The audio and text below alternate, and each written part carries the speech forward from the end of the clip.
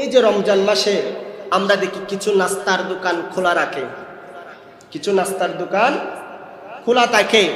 ওই দোকানের মধ্যে এমনভাবে পর্দা করানো হয়, আমার মনে হয় না সে তার বৌজিকেও এভাবে পর্দা করার জন্য বলছে কিনা। এমনভাবে পর্দাটা করাই দে, তো আমাদের কিছু মুসলমান ভাইয়েরা দেখি ওখানে চুপে চুপে ঢুকে তারা নাস্তা করে, রোজা না রাখে। কিছু দিনমজুর ভাইয়েরা আছে, তারা বলে কষ্ট হয় কাজ করতে, সেই জন্য তারা রোজা ভেঙে দেয় বা রোজা না রাখে। তো ভাইরা, তোমরা সমাজের মানুষ দেখবে বলে, সমাজের মানুষ তুমি রোজা রাখো নাই বললে ছি ছি করবে, তোমার দুর্নাম করবে, তোমার বদনাম করবে, সেই জন্য তুমি দোকানে চুপে চুপে এই যে আহার করছো।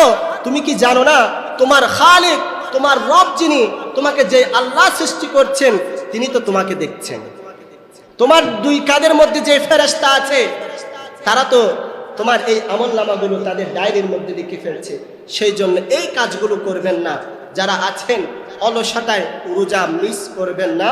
সবাই মাহে রমজানের 30টা রোজা, যদি কোনো উজর থাকে, যদি রোগ থাকে বা মা বোনদের মাসিক পিরিয়ড চলে, এগুলোর সময় রোজা তাদের জন্য রুখসত দেওয়া হয়েছে।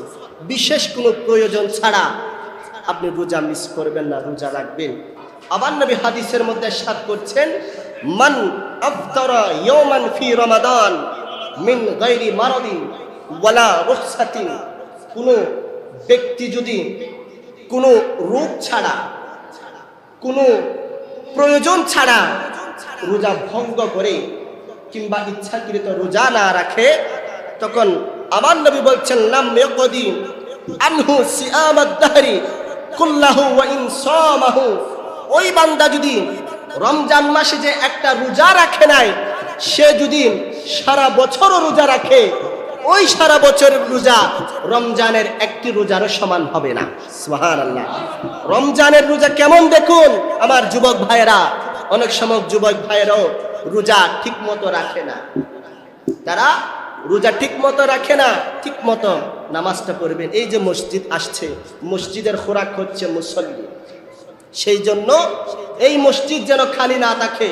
আমার যুবক ভাইদেরকে দেখে এখানে দাঁড়িয়ে দাঁড়িয়ে এদিকে মুয়াজ্জিন আজান দেয়, তারা মোবাইল টিভি 5G গেম করে ফেসবুক মধ্যে মশগুল থাকে, মসজিদে এসে নামাজ পড়ে না।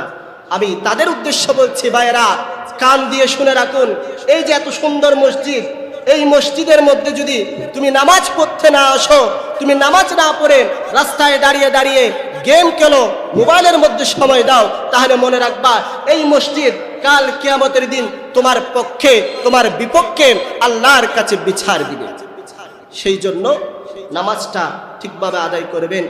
বর্তমানে যারা মুফতি রয়েছে, মুফতির ক্যাটাগরির মধ্যে যেই দুইজন মুরব্বী এখনো বাঁচি আছে, একজন হচ্ছেন কাজী আব্দুল ওয়াজেদ মুদ্দাজিল্লুহুল আলী এবং আমাদের হুজুর সৈয়দ ওসিউর রহমান আল কাদির মুদ্দাজিল্লুহুল আলী।